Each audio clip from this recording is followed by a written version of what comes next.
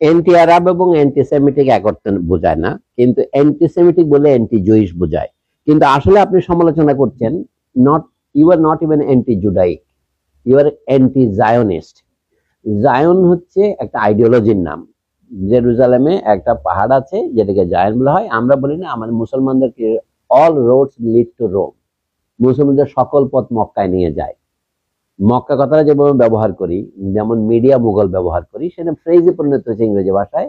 জায়ন is the target ultimate, আপনি মূল জায়গায় যাবেন, পবিত্র স্থানে পৌঁছবেন। তো Zionism is a right wing ideology in Europe, formed in the late 19th century, Theodor Herzl. কিন্তু সেইটা তারা 1948 সনে ইসরায়েল রাষ্ট্র তৈরি করেছে। 1897 সনে একটা বই লিখেছিলেন উনি, মানে এটা হলো ইউডেন স্টার্ট, মানে জুইশ স্টেট নামে। সেখানে বলেছিল যে আমরা পৃথিবীতে একটা জায়গা খুঁজে পেয়ে সেখানে ইউরোপ থেকে সমস্যা যে ইহুদি আছে তাদেরকে নিয়ে ওখানে স্থাপন করব। তো সেটা তারা বাস্তবায়ন করতে তাদের সময় লেগেছে। 48-এর সাথে 3 যোগ করেন, মাত্র 51 বছর। হ্যাঁ, মাঝখানে ব্রিটেন তাদের সহায়তা করেছে। তো এখন এই ইসরায়েল রাষ্ট্র প্রতিষ্ঠার বিরোধিতা যারা করেন, এরা হলো anti Israel, anti Jewish state, but they are not anti Jewish community. তো কিন্তু এখন অ্যান্টিসেমিটিক বলতে মনে করা হয় you are against the whole Jewish people. এটা তারা তাদের অ্যাডভান্টেজ করার জন্য এটা ভুল ব্যাখ্যা করে। এটা আমেরিকা থাকলে আপনি জানতেন। আমি বলি আমার দুর্ভাগ্য ছিল যে আমেরিকা ছিলাম 1991 সনে, প্রথম গালফ ওয়ারের সময়। তখন নিউ ইয়র্ক টাইমস তো সম্মানজনক পত্রিকা, মানে আমাদের বিধান বিবরণ সংবাদ প্রকাশের সমান করে বলা যায়, তাই না? অর্থাৎ যা বিধান বিবরণ যা লেখে তাকে আমি অবজেক্ট হিসেবে নেবো, যেহেতু তার প্রতি আমার শ্রদ্ধা আছে। তো নিউ ইয়র্ক টাইমস তো আমাদের প্রথম আলোর মতো, আনন্দবাজারের মতো। আনন্দবাজারে একটা ভদ্র মহিলা রিপোর্ট করতেন। তো উনি বলতেছেন কি, উই অর্থাৎ আক্রমণ হচ্ছে ইরাকে, সাদ্দাম হোসেন তো দুর্বল, 2-1টা স্কাড মিসাইল ইসরায়েলের দিকে সে পাঠাচ্ছে। তখন ইসরায়েল যাওয়ার আগে তারা ধরে ফেলতেছে। তখন সে বলছে ইসরায়েলের দিকে একজন, আমি গেলাম, আমি একটা মিছিলে যাচ্ছিলাম ওয়াশিংটনে, নিউ ইয়র্ক থেকে বাসে করে। আমাদের সাথে অনেক কয়েকটা জুইশ বন্ধু ছিল, সব লেফট উইং, সমাজতান্ত্রিক। তো একজন ফিলাডেলফিয়া গেছে বলে আমি যাবো না, নেমে যাবো। তো কেন? বলে এখন স্কাইড মিসাইল ইসরায়েলে পড়ছে, আমি এই মিছিলে যেতে পারি না। যুদ্ধবিরোধী মিছিলে যাচ্ছিল সে, যাবে না, কারণ কি, ইট ইজ নাও অ্যাগেইনস্ট অ্যান্টিসেমিটিক হয়ে গেছে। এরা হলো নোম চমস্কির ভক্ত। এমনি আমি তখন দেখলাম কি না, অর্থাৎ মগজের মধ্যে ঢুকে পড়েছে এই জিনিসটা। ইসরায়েলের বিরুদ্ধে, ইসরায়েল যুদ্ধে রত, তো ইসরায়েলের বিরুদ্ধে সে একটা স্কাড মিসাইল পেরেছে, এটা অ্যান্টিসেমিটিক হয়ে যাচ্ছে।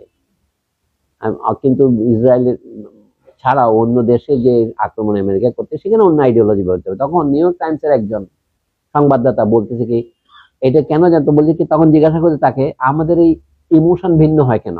বাগদাদের উপর আক্রমণ হচ্ছে, তাদের কোনো ইমোশন হয় না, কিন্তু ইসরায়েলের দিকে একটা স্কাইড মিসাইল আসছে কেন পরে নাই?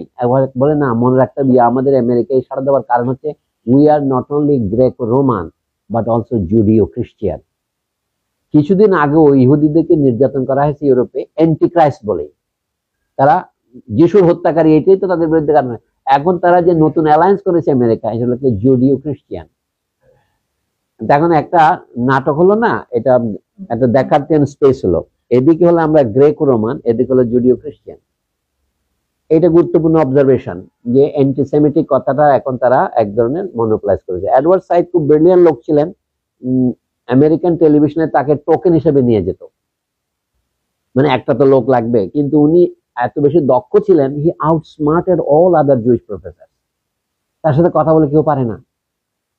তারপরেও তিনি শেষ পর্যন্ত একটা টোকেনে পরিণত হইলেন।